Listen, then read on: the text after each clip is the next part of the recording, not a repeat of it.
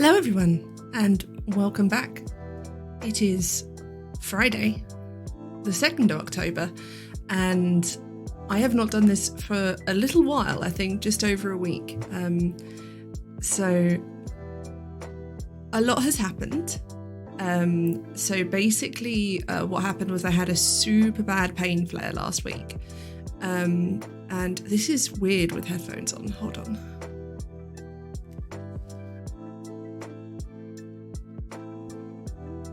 Now you can see the floof that my hair is when I remove my headphones.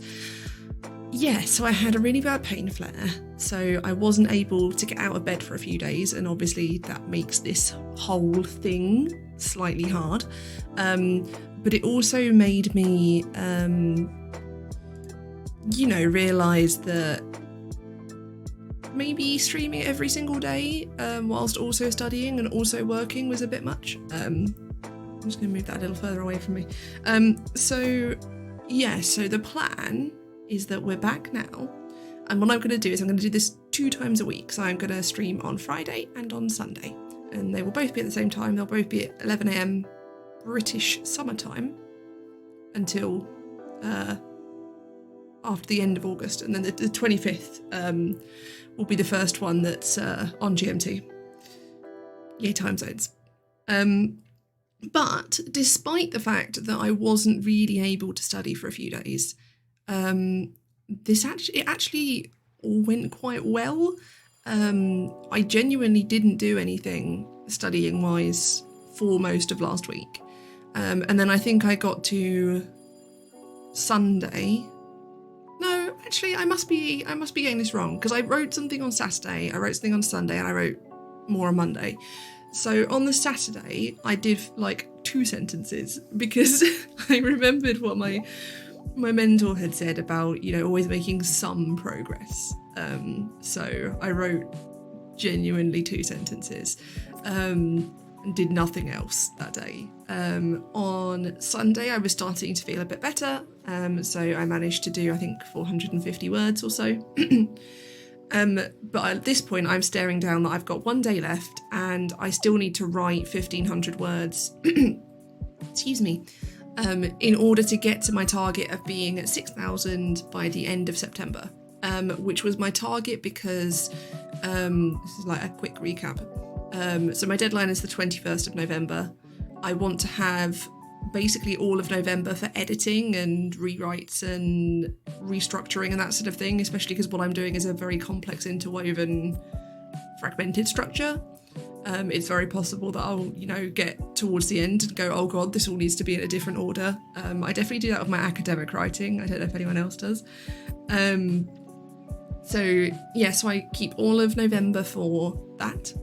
Then I have all of October to do 6,000 words, and to get me to 12,000 by the start of November, basically, because I want to be at the point where I've got a full draft. Which is not to say I won't write anything in November, because obviously I might, when I rejig things, I might need to fill gaps in, or I might think of something else I want to add, that sort of thing. But the idea is that I get to November and I've got all of the words I need, theoretically. So then I made the end of September the deadline of being halfway. And I was at like 4,000 words on Monday, facing down the fact that I wasn't going to... I think I was at 4.5. I think it was at 4.5 because I sat down and I just started writing. And I'd always planned out that day was going to be like all writing. It helped that that's the day that I work in the evening and study in the afternoon. So the fact that I'd spent the whole morning in bed, because at this point I wasn't in as much pain, but I was so tired, so incredibly tired, that I was just having to stay in bed all morning. This staying in bed all morning sponsored by the League of Legends World Championships being on Chinese time and starting at 9 a.m. here. That's definitely been helpful and saved me from feeling awful for being in bed all morning, or bored for being in bed all morning. So I sat down and I just started writing, and then I kept writing, and then I kept writing, and I had a point where I was illustrating something with some old fic that I'd written about my roleplay characters, because I was talking about that character and bringing this in as a form of illustration, which is a thing I've talked in the past about intending to do, but obviously not wanting to do too much, because I don't want to just like, I want to use it when it's necessary and appropriate to, not just to gratuitously fill in my word count. I had a friend once who in NaNoWriMo just quoted like the entire rhyme of the Ancient Mariner because she wasn't going to finish. So I'm not looking at doing that sort of thing. But I added those bits in and I went, oh, that's probably a bit much. And I chopped them down a bit until I got them to the size that I felt was right. And then I looked at my word count. And if you follow me on Twitter, then you've seen this already. I was at 7,200 words. Of the 6,000 that I needed, but of my 12,000 total. So I then went, oh God, have I put too much of this? You know, I've just quoted too much stuff. And I went back in and I word counted just the sections that were from previous prose that I'd written, and that was just under 1,000. So I actually got to 6,000 with new writing. And I don't really know how, because I felt so awful, but it happened. And it meant that I had a lovely middle of the week weekend, where the Wednesday was my birthday, so that was very nice. I did not want to be writing dissertation on my birthday, and I did not have to, because I got there on Monday. So that's been the main like achievement academically in the past week or two. But I've also like done a lot of thinking about stuff. I've been processing a lot of things about how I'm doing generally academically. This week term restarted at my uni, so I'm starting to get all of the like emails about stuff happening this term. I am so happy my research cluster is meeting again, because I miss talking to people about what I study. We have a reading group that meets every other week during term time, and when COVID hit, it basically just stopped and never restarted again, which is completely understandable. But it's restarting, and it is via video call, so I can still go to it even though I can't go to campus. And the first thing we're reading is something that I sent my supervisor, not my writing, but something that I said, hey, have you seen this article? So that's really cool as well, because it's something that I brought to the group, which is awesome. I really need to go back and reread it now. And actually the fact that sort of ties into, I'm going to jump all over the place. I made notes because I wanted to remember to talk about everything. I'm not going for a set half hour now because I'm doing it 2 days a week, so we'll just go until I'm done talking, which I mean could be never. So so it sort of ties into, I think this might just be because I had a week where I lost my schedule, but I've become very conscious that I don't, like, I have my planned studying time. Even when I'm meeting my planned studying time, I don't have like, I'm just gonna turn that down a bit. I think that might be a bit loud. I don't have set what's on each day necessarily. I'd sort of started to do that. I'd actually planned to do it last week, and then you see how that went. But I did end up doing all of the things I'd planned to, just basically all on Monday. Or I think I did one of them on Sunday and then all the others on Monday. And one of the things I'm realising is that I'm really missing out on reading around in my field. I'd gotten into the habit of doing that a lot, and I'm not doing that anymore. My to read folder, I've got a bookmarks folder on my bookmarks bar, which is where I throw things, because I have a lot of like email subscriptions and stuff. I have ZTOC alerts or ZTOC alerts, I don't know how you say it. It's a website that basically whenever you can put filters in. So for example, it alerts me anytime an article with the word depression as a keyword is published, or when anxiety comes in, or fandom, or LARP, or that sort of thing, or from specific journals. So you can subscribe either way. You can subscribe either to a keyword or to a journal directly, and I have a mixture of both. I then also have, I'm on subscription lists for the Journal of Medical Humanities, and which I can now read again. Thank you, amazing people at my uni library. And that folder has 30 things in it, and some of those things are collections. Because I'm so behind. Like one of them is an entire journal. And some of them I really, really want to read. Actually, one of them is for work, so should not be in there at all. I'm just going to move that into this other one whilst I'm looking at that. Yeah, so I've got all sorts of things in there that and part of some of them are stored up because of that period where I couldn't read the Journal of Medical Humanities. But yeah, I've got so many things I want to read.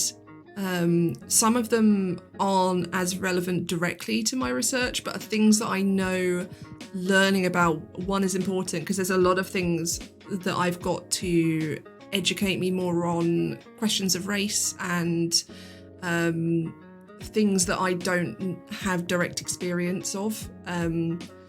So they're things that it's going to really help my research, because it's going to give me insight into other perspectives other than mine, but it's not, like just a medical humanities piece. There's an article that I'm so excited to read that someone from the conference I went to wrote, and another person from that conference published. And it's called Shame, Stigma and Unexplained Symptoms, and I can't wait to read that one because I think that one's going to be amazing. And that only came out this week, so I'm not that behind on that one. But yeah, so I think I'm realizing that I want that sort of thing. And I was watching a YouTuber called Callan Nicholson, who runs the Koze channel, Koze, but also I follow that, but I also follow her individual vlog channel, and she's lovely. She's very like a very sort of traditional YouTuber in some senses, but she's also incredibly intelligent and has a really lovely way of explaining things. There's like just this lovely calming ambience to her videos that I really like. And she did a sort of plan with me where she showed how she blocks out her day for work, and she does it like she has some days where she's filming and some days where she's processing, basically. And that sort of made me think, because something I've been doing is I've been like saying, okay, this is a day where I'm just doing writing for my dissertation. And I'm sort of thinking, okay, is there a rhythm that I can get into where it's not so much that I do exactly 3 hours of studying, but that Thursday is I get all my admin done day, Friday is a writing day, Saturday is a reading day, that sort of thing. I've tried doing this before and it didn't work as well, but I think because I have a lot more structure now around what I'm aiming to achieve with my writing time, because I've still got that big list of stuff from my supervision that I'm working through, I now, and I'm going to come on to those sort of like my aims for the dissertation in a bit, because I've got some other ideas around that as well and things I want to do now. But yeah, I think I want to get myself into that. I'm sort of try that sort of rhythm, because the really nice thing about that is if for example, I have a day where I just can't focus on reading, which is really common if I'm in a lot of pain or if I'm tired after pain, then I can just swap my reading day with a writing day or an admin day or whatever, and basically say, I've got these 5 days and I can do them in any order I want, but here's the standard order, so I have something to default to, and you should remove the decision fatigue, which is the reason that my mentor was telling me to plan what I'm studying the next day in advance. And so what I can do then is, if I say, for example, I've got, I think for the ratio I want right now, I would have 3 writing days, 1 admin day and 1 reading day, because the writing is the stuff I'm in the thick of. And when I say writing, I include like editing and revision and stuff in that as well, and restructuring, which is one of the things I now need to focus on. So I think I'll do that, but in addition, I will always know what it is I'm going to do in my next well, admin day's a bit weird because that's just like emails that have come in and stuff. You know, I know my next writing day will be this thing. I know my next reading day will be my to read folder. Because I've effectively, like, that to read folder is effectively a to-do list. And then I've got like plans for the writing. So I'll always know on that next day of those days what I'm going into. And also, worst case, it's because it's about, for me, what really helps with my, especially with my variable pain levels, but it's also with my mental health. What really helps is to have a plan, but to have a plan that's flexible, but not so flexible that you no longer have a plan. So, for example, I'm bullet journaling again, but I'm doing it in a much less strict way than I used to. I used to be I will plan exactly what task I'm doing on every day, whereas now I'm writing down like an Uber list of stuff for the week, and then I'm doing a daily log. I'm not necessarily doing it every day, but like the night before, I'll write out what I want to do the next day, looking at that big list, and that's really helping me. She says the first day into doing that. I mean, I tried. I've been moving towards that slowly, so we're sort of there now.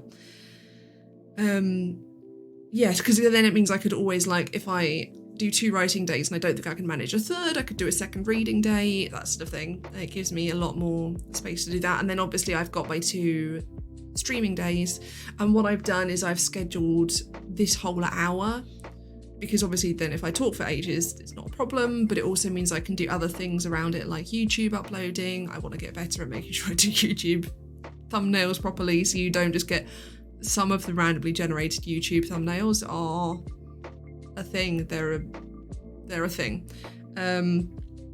So yeah, I want to sort that out and do some like general admin around streaming and that sort of thing. And yeah, so I think that's my like structural plan for how I'm going to approach studying in the next few weeks.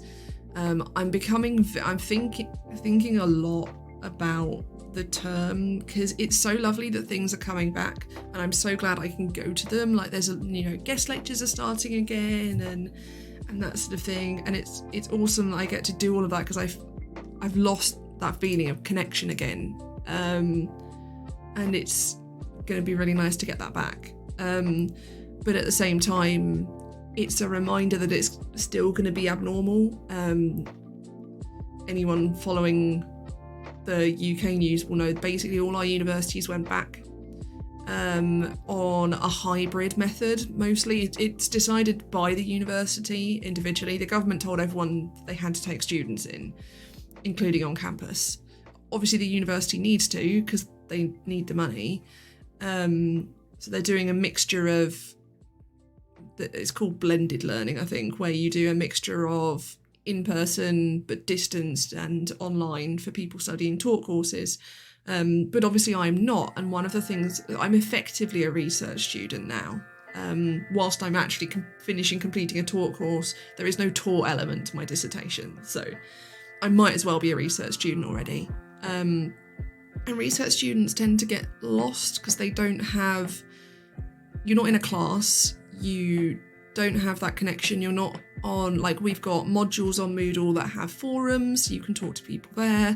A lot of people create group chats for their classes. I did try and join some group chats, but I think I didn't do it at the right time and I never got added, like for like general research student ones or postgrads or that sort of thing. Because even if I didn't talk in them, which is very likely given how many people they'd have in, I would, have a sense of connection to it. And Twitter is helping, and all of the people I found on Twitter are helping. But I think weirdly, the more I get that connection back, the more I'm aware of how much I don't have it. Yeah, and yes, I had a break. I had a pain flare last week, so I basically couldn't stream for all of last week. And we're going to do 2 times a week now. Yeah, so I'm really aware of that, and I'm really conscious that, because obviously one of the reasons I pushed I would have taken the extension anyway and pushed my PhD back anyway, but one of the reasons I did that was to have a greater chance of having a normal PhD experience. And that's not going to happen because I'm not going to rant about this. Some decisions were made by our government that people then followed because they were decisions made by the government, and the government then observed that the virus was flaring again and blamed people for doing the things they told them to do. So it's going to take a lot longer. That's the calmest I've ever gotten that out. It's going to take a lot longer before I can go to campus. I still have books I took out in February.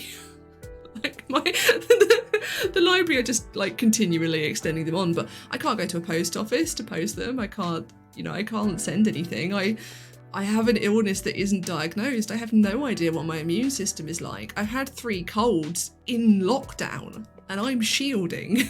Like it's, I can't, it's not a thing I can do. And I'm very conscious that basically the first thing I do in my PhD is a literature review. And that's going to be fun without a library, because even if the library is open in any context, I still can't go there. And it might be that I sort of have to find ways to do that. Like I have to, because you can order them online, you can order books online and the library will prepare them for you. So you basically just go and pick them up to reduce the amount of time you're in the library, which is fantastic if you can get to campus and don't live 2 hours in public transport from it and can drive. But I live 2 hours from campus on public transport and I can't drive. It's only actually 40 minutes away driving, but I can't get there. Even if I wasn't shielding, it would be hard to. So yeah, I don't know. I don't know if there's if I can get books posted to me or something like that. They've got to be starting to think about what they can do for disabled students who just can't go there at all. And for disabled faculty and stuff as well, because, it's not just students that need library books. But yeah, so I'm having a lot of thoughts about how I'm basically having the lockdown grief again of realising that the thing I'd postponed so that it had a chance of being normal is still not going to be normal because we couldn't have sensible rules. No.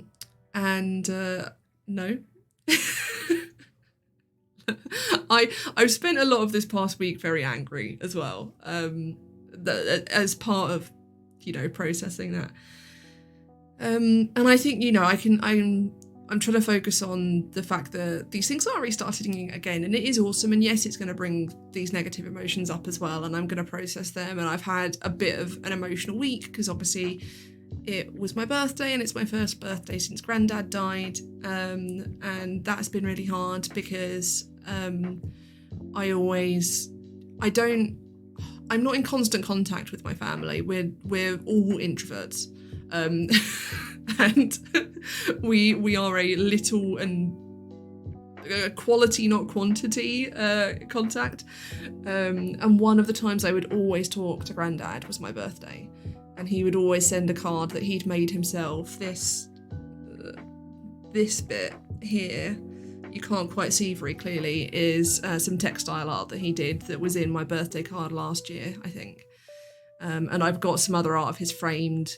And I would always get that every birthday since he started doing that art, and he would always be the one writing in the card. So I haven't had one of those this year, and I haven't had a card at all because Gran can't leave the house. Which she was upset about as well. And it's really hard, and I'm trying. One of the reasons I'm not, I didn't really do a lot of studying today. I did some admin stuff yesterday, and today I spent an hour on hold trying to sort out some doctor stuff for my disabled students application. So I sort of was productive, but also not at the same time. It didn't feel very productive. I was on hold for 40 minutes. But yeah, so I'm trying to be a bit gentle with myself this week, which I can do because I got so many words written. Which, hang on, water break. Okay, which leads me on to what I am planning to do next for my dissertation itself. So yeah, I have 7,200 words. In Scrivener, what I have now done, one of the things I did last week, because I was writing all the stuff on the same thing in one entry. I've now broken it up into the individual fragments. So for example, what was one piece might now be 5 because it's the different segments broken off. And that's to help me in what, because one of the great things about Scrivener is you can move things around, so you could reorder things really easily. And that's fantastic writing in a fragmented way, because I can just make all my fragments individual things, and then I can really play with the order I want things to go in, and that's fantastic. What I want to do now is start getting an idea of how I'm interweaving those fragments. So I've got like 20. Not all of them are necessarily ones I'm going to use, but are included in that 7,200 words. So I want this week and maybe a bit of next week as well, because I've got two weeks of studying before I've got this week and next week, and then the week after is my next supervision, because we've had to push it back. But I'm not able to study a couple of days next week because I've going into hospital to hopefully get my pain diagnosed. We'll see what happens. So yeah, I want to use that time before my supervision to try and get 3,000 or 4,000 words of the beginning as I want to structure it in the final piece, because I think it's really important because it is very complex structurally, and because I am interweaving all of these themes, I want to make sure now, before I get too far in, that that's happening in a way that is working. And that will then give me something to show my supervisor where I can be like, okay, because it will include both the pieces I showed her, because I think I'm intending to start to open, ironically, with the first thing I wrote for my dissertation, or part of it, and then to break off into other things and then to go back and weave back to it. And that's really exciting because it's taking stuff that and at the same time I'll be continuing to work on some of the notes I got from her, because part of that will be I'll slot something in and realise I want its expanded form, so it will involve some direct writing as well. And I definitely, as I'm working on it now, have much more of a feeling like I do know how to construct what I'm doing, which is really nice. And that I think something magical happened when I stopped trying to just sit down and write the whole thing, because I'm not writing it like that. I'm writing fragments. So actually embracing that some days I write 50 words and some days I write 2,000 is helpful, because it's the nature of what I'm writing and how I'm writing it. So I'm excited to start to see what the final piece will be coming together. I think that's going to be a lot of fun.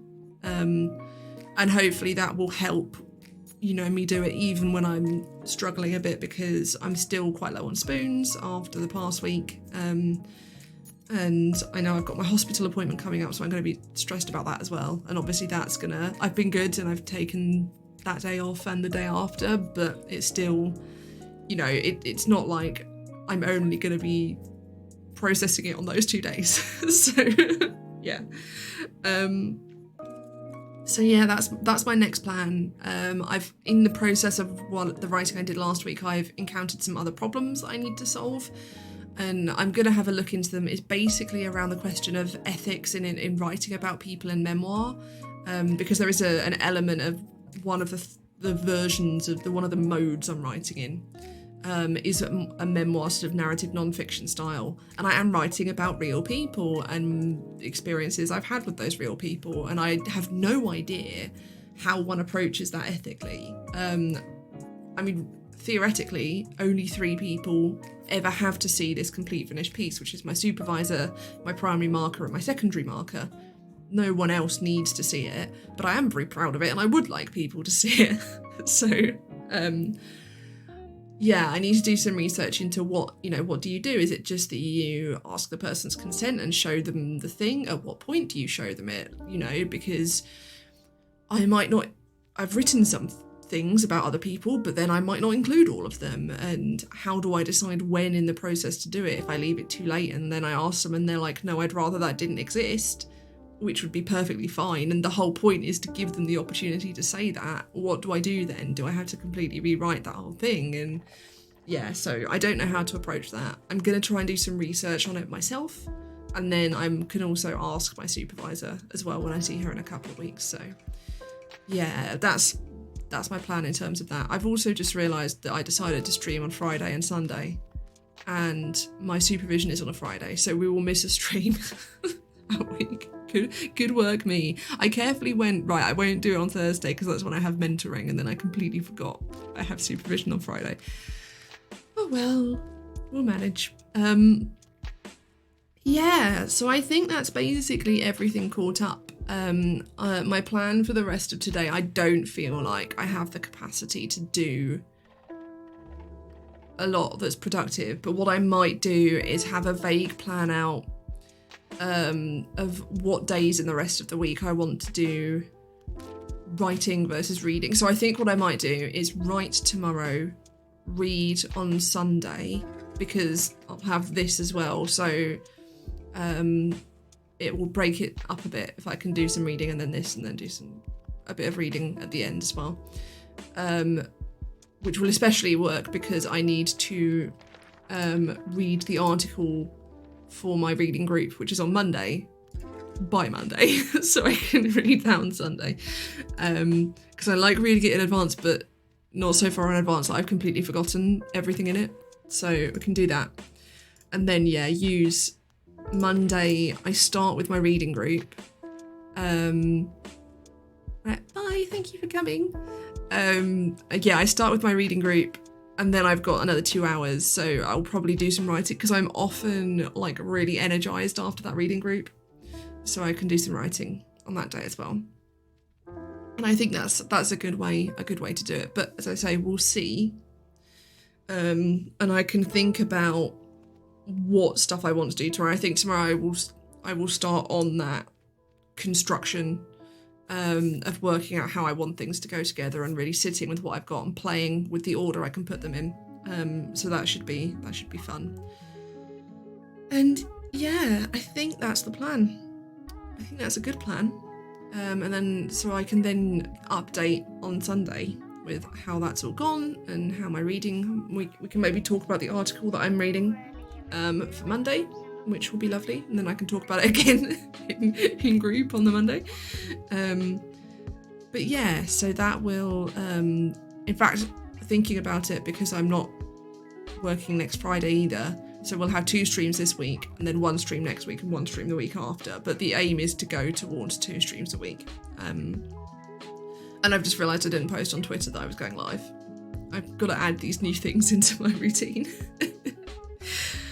But yeah, so I think I'm going to leave it there.